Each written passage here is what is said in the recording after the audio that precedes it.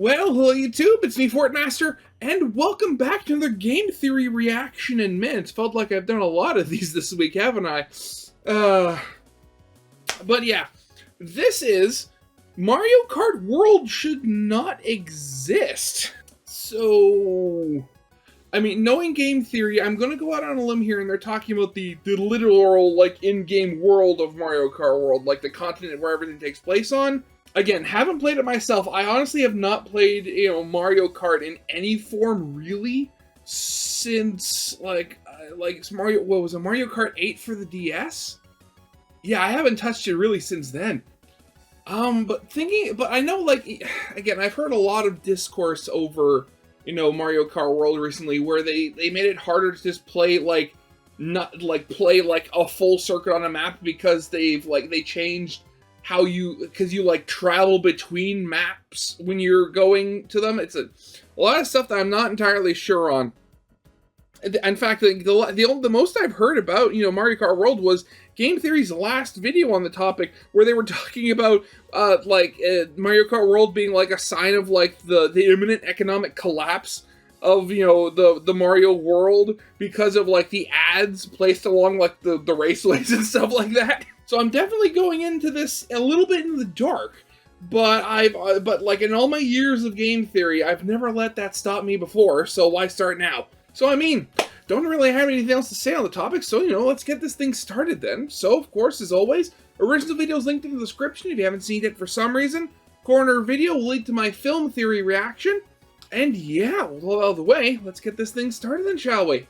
Mario Kart World makes no sense. From its rivers that defy the laws of physics to biomes that are way too close together, I see Nintendo decided to leave the old science textbook back in the garage. But if you did take the science of this karting-themed world seriously, what you'd find is that this island is implausible at best and completely inhospitable at worst.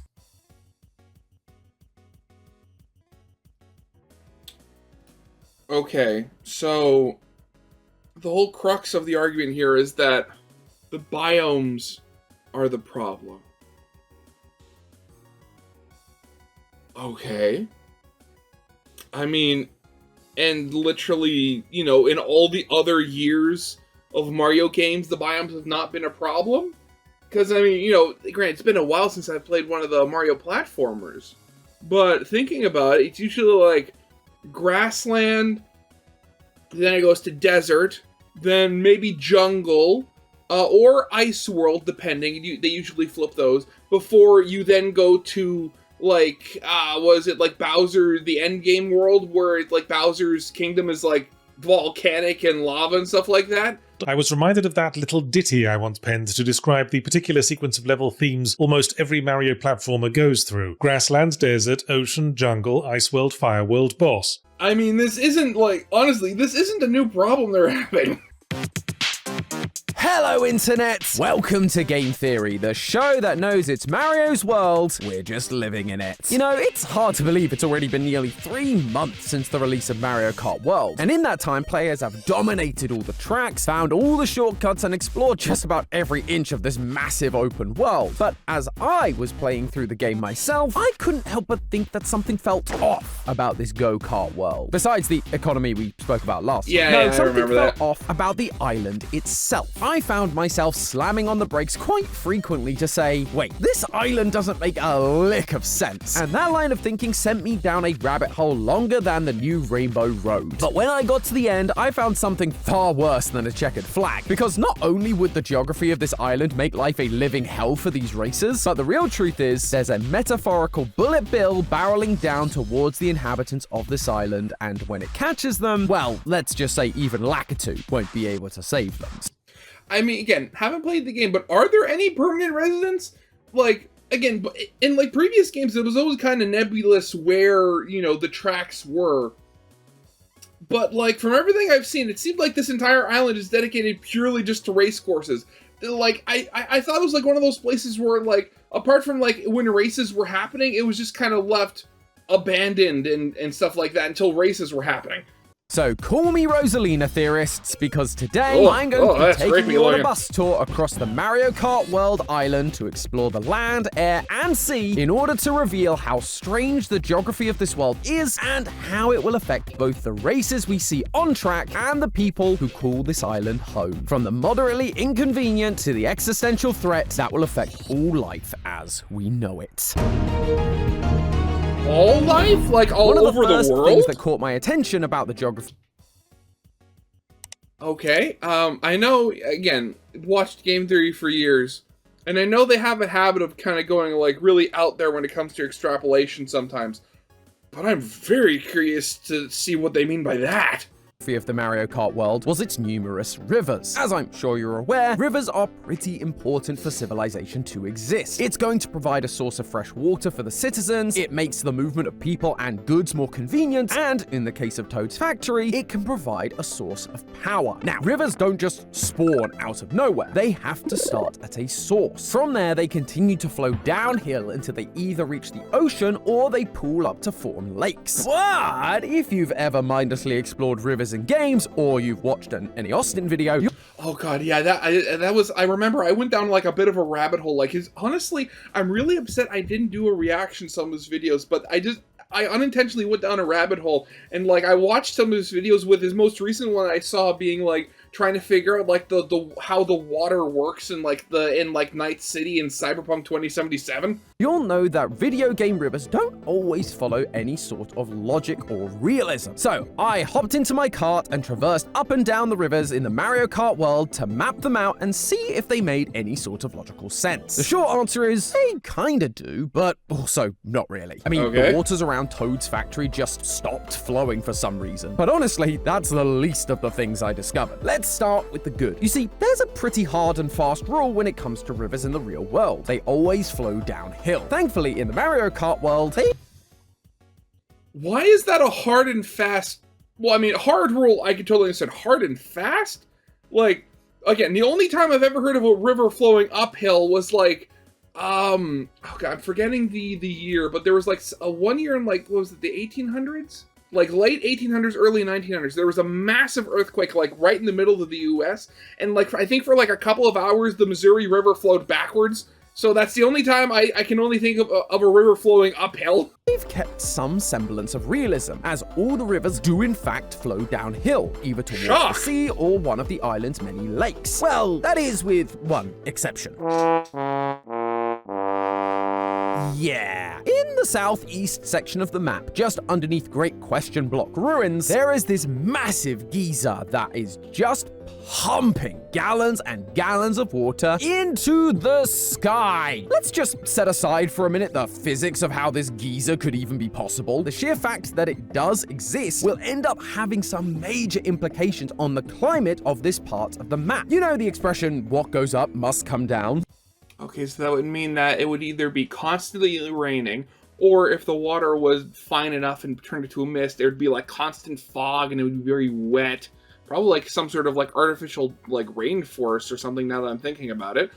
And just thinking about it, I mean, again, the Mario universe it's been shown time and time again that, you know, magic is real, and, you know, in, you know, the real world, there's such a thing as Old Faithful. So what if you don't? So what if this is literally just Old Faithful cranked up to like 100?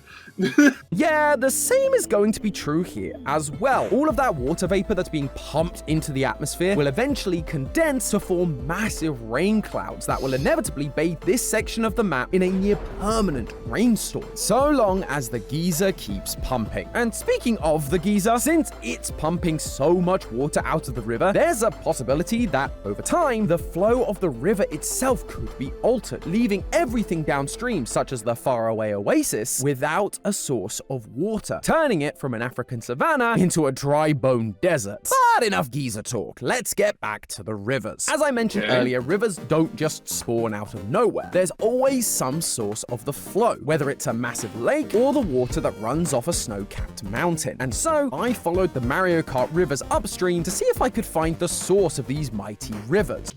Wait a second, I'm seeing something here.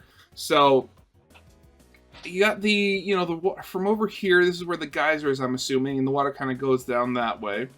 Then you have like the water here. This kind of goes right here, cutting the continent into two there. So I'd assume, you know, I mean, there is this off section right here. Oh, and there's also this section over here. So the water just seemingly appears out of here, out of nowhere, and goes down to the coast. I'd assume the water has to come from this lake, and given that this is the volcano area, I'm guessing this is, you know, maybe like from a glacier or something, you know, quote-unquote supposed to be. And then the water kind of splits and goes down either way. But then it kind of just goes over here and stops. So does the water come from here? Again, just sort of like mimicking this where like it just sort of comes from nowhere and just joins the main river? Or is the water coming down here and stopping but just not forming like a lake or something? Oh, and then there's this whole area right here. Like, what's going on here? Yeah, like even with my limited knowledge of hydrology, these rivers look really weird. Most of them were pretty small and uneventful, but there's two in particular that really caught my attention. The lake located in the northwest of the map, just south of Dry Bones Burnout, and the source that springs directly from Dandelion Depths. Or should I say, sources. You see, Dandelion Depths has not one, but two sources of water. One that flows north towards Acorn Heights, and one that flows south towards Cheap Cheap Falls. Oh, so that's the source of water, not the other lake. Interesting, okay. Now, when you actually investigate the specific spots where the rivers actually begin, you end up finding that all of the water is spurting out of these little holes in the wall. And as I'm sure you know, water doesn't come from rocks. However, there may be a scientific explanation to explain where this water does come from. It's coming from an aquifer, which would mean that it could potentially run out at some point, especially since it seems to be coming out of its own. That means the aquifer is naturally pressurized, and aquifers are naturally, you know, replenished very slowly. So there is a chance that sometime in the future they run out, or the pressure just becomes so low that you can't pump them anymore, or they don't automatically like pump anymore, which would result in just all the rivers, well, virtually all of the rivers on the island to just dry up completely. Oh, yeah, I can see where this is going already, and it is horrible! Just east of Dandelion Falls, there is a big snowy mountainous section of the map that contains Starview Peak, Sky High Sunday, and DK Pass. Okay, never mind, I was completely wrong. In the real world, water that melts off mountain peaks often ends up flowing downhill to become the ultimate source for various rivers. But those water sources don't always flow on the surface like a river. Take Evian, for example. The water that Evian bottles up and ships to hotel fridges around the world originally starts its journey as the snow that falls on top of the French Alps. As the snow melts, it seeps into the ground and takes a 15+ year journey, slowly flowing downhill underground, before it eventually pops up at the spring located in the town known as, wait for it, Evian-les-Bains. And when it comes to the mysterious source of Mario Kart World's eastern rivers, the same thing might be happening here. Water from the top of the snowy mountain is filtering underground and eventually popping out at Dandelion Depths. Let's just hope that Wario doesn't get any ideas about opening his own bottled water company. Head on back to the Mario Kart world and its perfect underground water filtration system. Well, I say that. It may be perfect in Dandelion Depths, but that same process is not what's happening in the northwest. There isn't any snow on the mountains around Bowser's Castle, you know, because active volcano. But assuming the temperature... I mean, active volcanoes can be covered in snow. It's just when, you know, the volcanoes are active or actively spewing, they very quickly become not covered in snow. It's not a permanent state of being. Around there aren't near the boiling point of water. Rain can fall onto that mountain and, if it isn't swallowed up by the lava, fall into a lake just south of Dry Bones Burnout. The water from that lake eventually splits in twain, flowing northeast towards Acorn Heights and south towards Toad's Factory and eventually Crown City. And that sort of leads into my main problem with the rivers of Mario Kart World. They split more times than a banana in an ice cream sundae. Despite what Mario Kart and many a fantasy map would have you believe, rivers don't usually split into two. This is because not only does water flow downhill, but it also follows the path of least resistance. Therefore, if a river did attempt to split, the water would ultimately choose to flow in whichever direction gets it to the ocean with the least effort. So Yeah. I mean, they're again real life things. Going back to the Missouri River, if I remember correctly, or not the Missouri River. I just realized I missaid that. The Mississippi, I should say. I believe it actually has like 2 exits it can come out by. I'm forgetting the name of the one because it's like its own little river. But like it's supposedly naturally supposed to like basically flip flop every like 100 years or so. But right now there's like a major like dam thing that the U.S. Army Corps of Engineers built that's basically forcing the Mississippi to stay to its current course.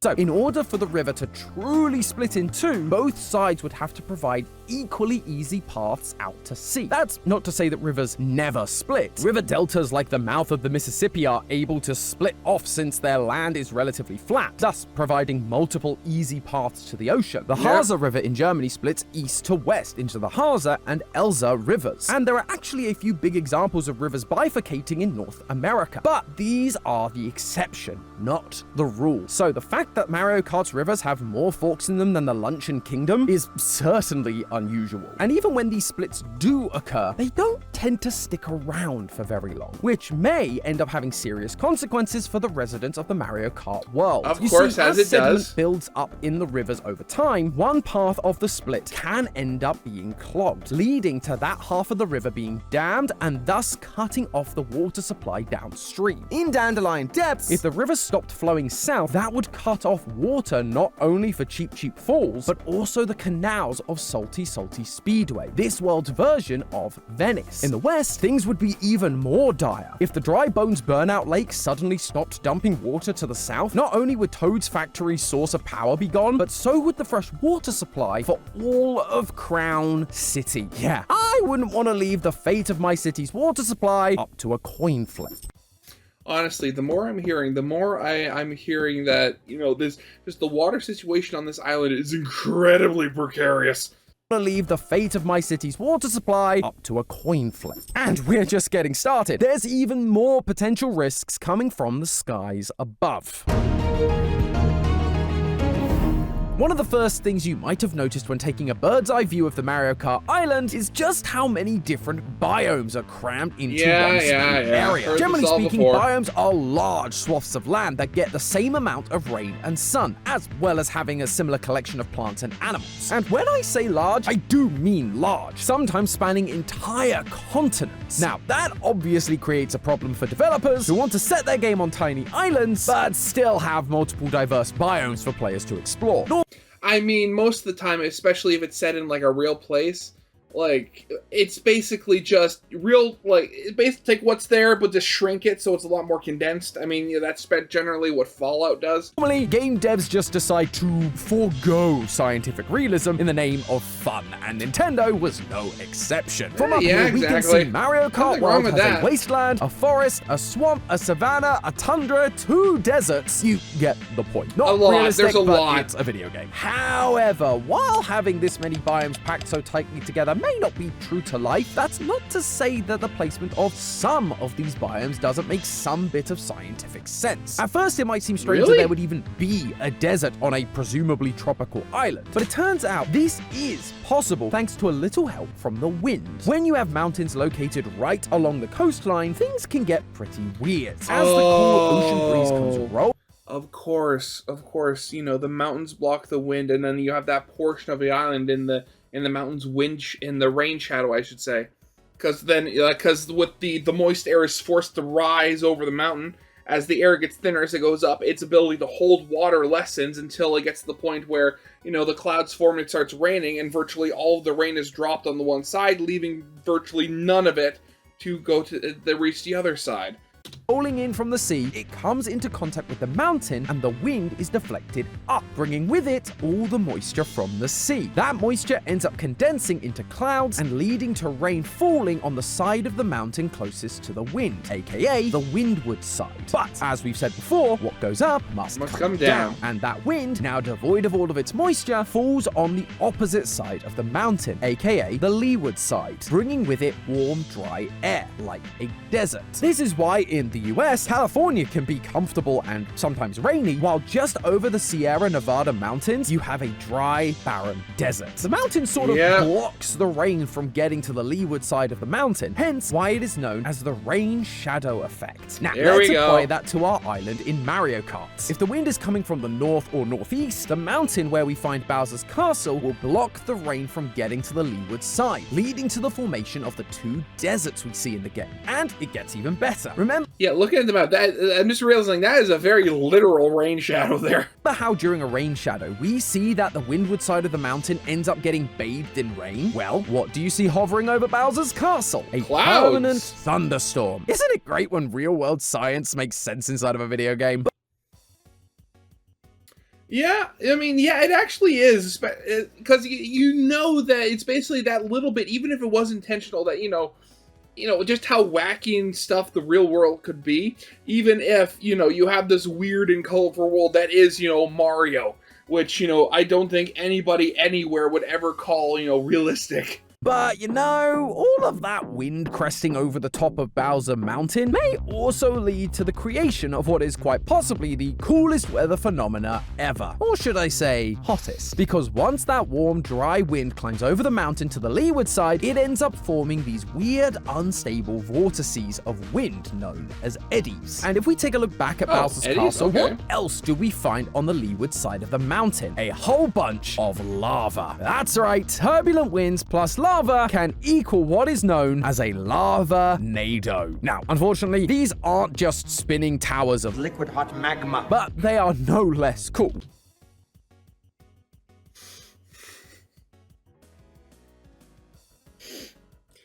Of course, use the Austin Powers Club. Oh, bravo. That is just perfect right there. Bravo.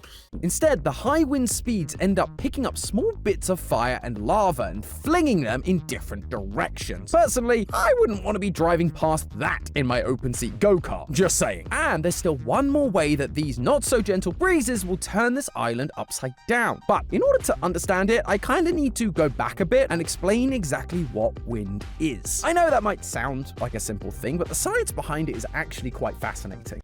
Okay, let me just think here if I can try to remember. So basically, wind is caused by basically, you know, air getting heated up and cooled down by the sun. As it gets heated up, it becomes less dense. When it becomes less dense, it rises. As it rises, it leaves a vacuum where it rose from. So you have cold, denser air rushing into the space to fill up where, you know, the hot air rose.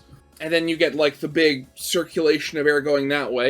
If I remember correctly, also, from what it was, I remember being called, like, the Harry Ball model, or Harry Ball, theorem. Like, there's the whole thing with where, like, if you, like, covered, like, a ball, like, or earth with hair and had them, like, pointing towards, like, where, you know, the wind was and stuff like that, and it had to make sure all of them were flat, you would always have at some point on the planet having, like, one hair just sticking straight up, and basically from, like, it basically calculates that, like, because that on any time, like, on any given point at time, that basically at any given point of time on Earth, there's at least one point on Earth that has no wind at any given point.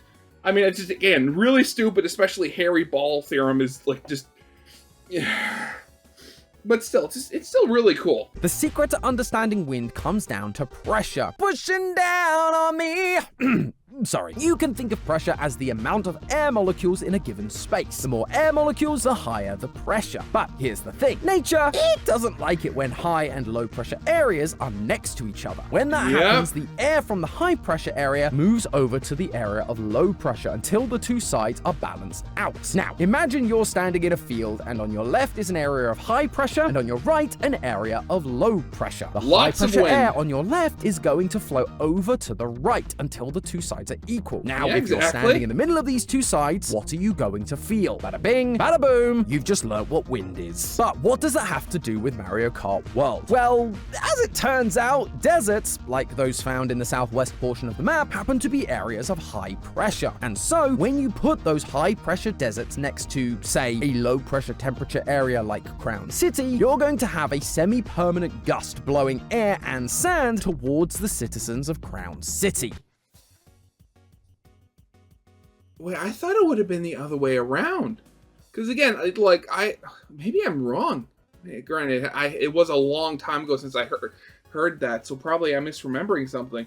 But I would have assumed, hot air rises, vacuum making low pressure, cooler air rushing in. I didn't think the desert would be the high pressure area. And those winds can be no joke. For a real-world example, look no further than the Santa Ana winds. During the fall in the US, high air pressure builds up over the Great Basin and Upper Mojave Desert. This causes air to flow down towards the low-pressure areas of Southern California, leading to large gusts of wind that can last for several days, even a few weeks. And it was these same Santa Ana winds that were partially responsible for exasperating the devastating wildfires in California earlier this year. So, yeah, hot deserts located that close to other biomes, not ideal. But it's our final section where things go from sort of inconvenient to a straight-up crisis. I've alluded to the fact that this island is small plenty of times already, but how small is it exactly? Well, the answer actually comes not from pixel measurements or from even really the map itself. It's Mario's Kart. You see, the formula for speed is speed equals distance over time. Therefore, if I take Mario and drive him across a stretch of road of an unknown length, as long as I know Mario's speed and the time it takes me to cross, I can figure out the distance of any road in the game. Wait, do the actual Mario Karts tell you speed? I don't think they did.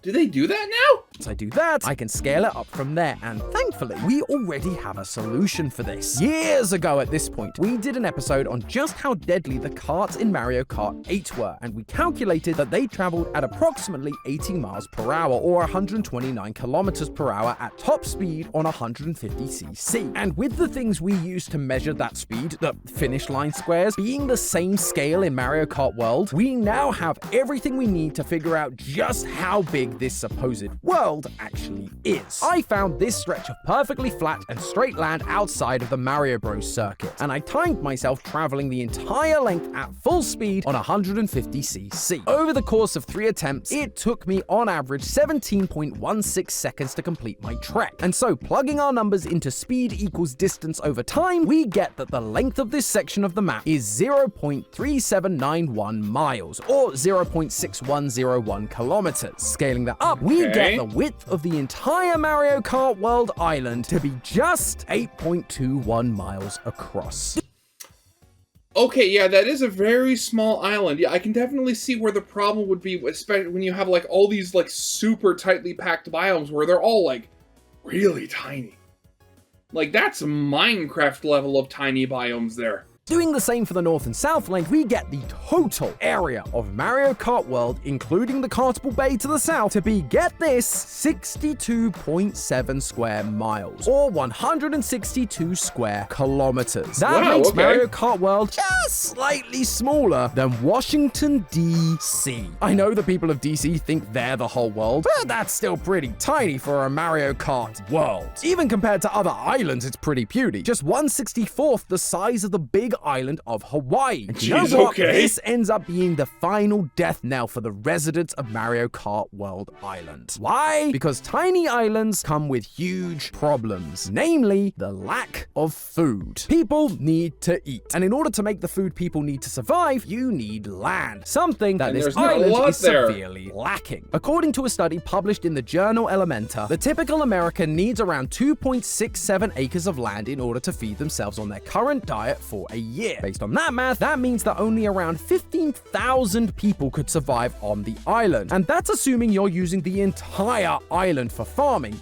Which you can't, obviously, because deserts, savanna, volcanoes, frozen. Oh god, yeah. I mean, granted, I mean it's a lot of. I mean, how many island nations have populations nowadays that have outgrown their like ability to self-sustain? Like I know Japan and like Great Britain, for example, they get huge amounts of food shipped in because again they can't support themselves locally anymore. Or just locally anymore, I should say. Including the bay. In reality, between the wasteland, the deserts, and the tundra, only around 1/3 of the land is really usable for farming. The trouble is, Crown City is based on San Francisco, which has a population of nearly 830,000 on its own. Moo Meadows is going to have to be working overtime. Even if we assume the best case scenario where everyone on the island is doing a completely vegan diet, which only requires 0.32 acres of land per year, at best, we can feed around 42,000 people, which is just nowhere near enough. Forget rivers drying up, lava-nados, or even a freaking karting tournament. Without food, no one's gonna be making it to the finish line. Yeah. But hey, that's just a theory. A game theory! Thanks for watching. God, you know, out of all... Again, like... And thinking back, this is actually a pattern that game theory does do, you know, fairly often. But even then, like, I'm still kind of blown away. Like, every time they put up, like, one of these really weird, like, hypothetical questions, like, as to why this thing doesn't work. And then, at the end of the day, the thing that ruins it is something, like, really... quote unquote like normal and pedantic as opposed to like, oh, it's not the fact that like, oh, there's so many different, you know, biomes or the lack of water or something like that. It's the fact that the island is just so puny. Interesting. Again, I know like recently they've been kind of having a few stumbling blocks, but this is the reason I love like game theory and stuff like that. I mean, just like the silly, what's the best way to put it? Like the silly seriousness of it. Like the fact you have potentially this like this fake island in the Mario universe is so tiny. You know, this tiny island dedicated almost entirely to racing with the seemingly potentially gigantic, you know, local population that is, with its main danger being that it just can't feed itself. Honestly, I really do love it. I do love them for that. And I mean, and going back to the whole thing, like, yeah, thinking about it does make sense. I mean, I do know, like, if you go to Ireland, for example, like, before the potato famine, the whole thing with Ireland was, like, the reason they went to the potato so, you know, readily was the fact that, you know, per acre, you got many more calories out of an acre of potatoes rather than, like, an acre of, like, wheat or something like that. That's why, like, Irish families stereotypically had so many kids, because you could actually afford to feed them. But yeah, that's definitely going to be it for now. So yeah, I hope you guys liked. If you did, leave a like, subscribe if you have not, and I'll see you guys next time. Goodbye.